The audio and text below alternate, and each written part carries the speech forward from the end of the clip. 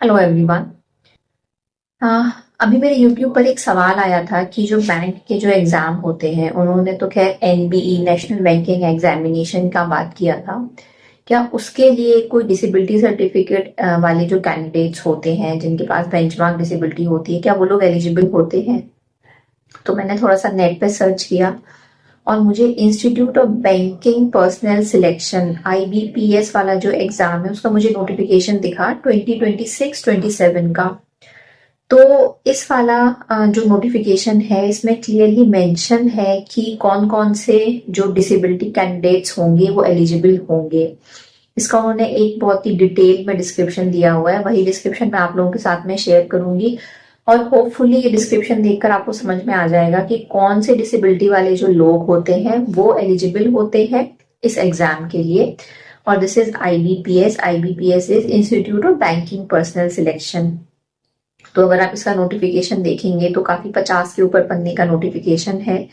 अगर आप चाहते हैं इसके पेज नंबर 4 पर, तो पेज नंबर 4 पर ये चीज लिखी हुई है कि reservation of person with benchmark disabilities.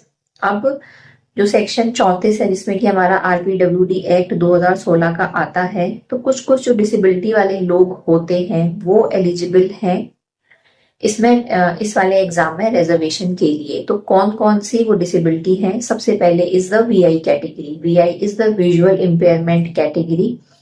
इसमें आपकी दोनों कैटेगरी आती है, ब्लाइंडनेस भी आती है और लो विजन भी आती है। मैं अपने बहुत सारे वीडियो में बता चुकी हूँ कि ब्लाइंडनेस और लो विजन में क्या अंतर है, कब हम लोग विजुअली इम्पेयर्ड बोलते हैं।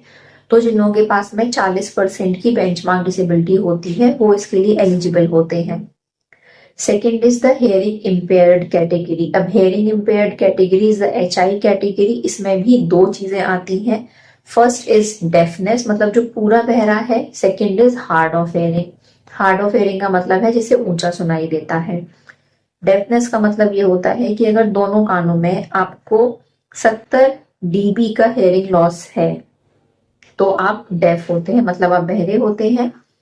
और अगर आपको दोनों कानों में 60 से 70 dB का हेयरिंग लॉस है तो फिर आप हार्ड ऑफ हेयरिंग की कैटेगरी में आते हैं। तो पहली कैटेगरी हुई हमारी विजुअल इम्पेयरमेंट जिसमें कि ब्लाइंडनेस और लो विजन आता है। सेकेंड इज हेयरिंग इम्पेयरमेंट जिसमें कि डेफनेस और हार्ड ऑफ हेयरिंग आता है।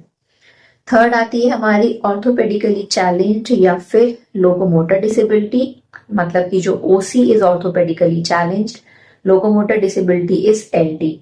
अब इसमें क्या क्या आता है? इसमें भी बहुत सारी सब कैटेगरीज होती हैं। लेप्रेसी क्योर्ड पर्सन, मतलब जिन लोगों का जो कुष्ठ रोग है वो ठीक हो चुका है।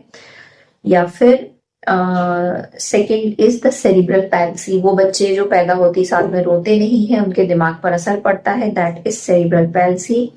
थर्ड इज डॉर्फिज्म, मतलब जो बोने लोग होते हैं।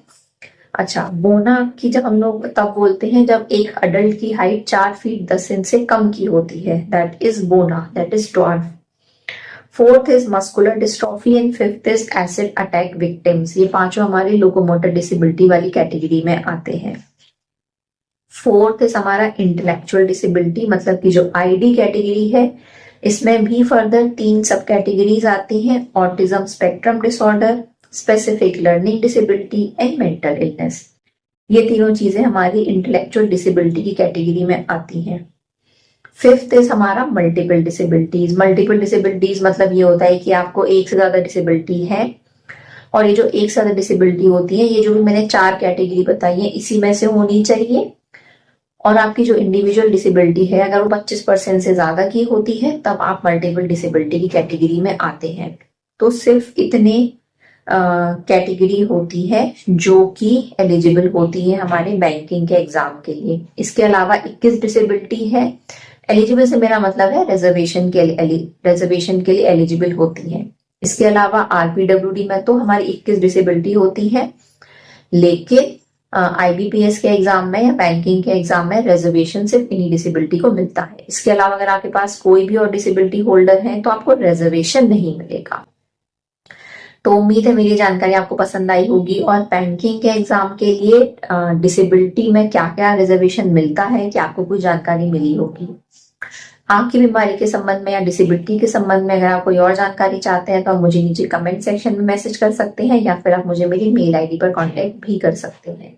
मिलते हैं अगले वीडियो में, तब तक के लिए अपना ध्यान रखिए, अपनी आंखों का ध्यान रखिए। जय हिंद।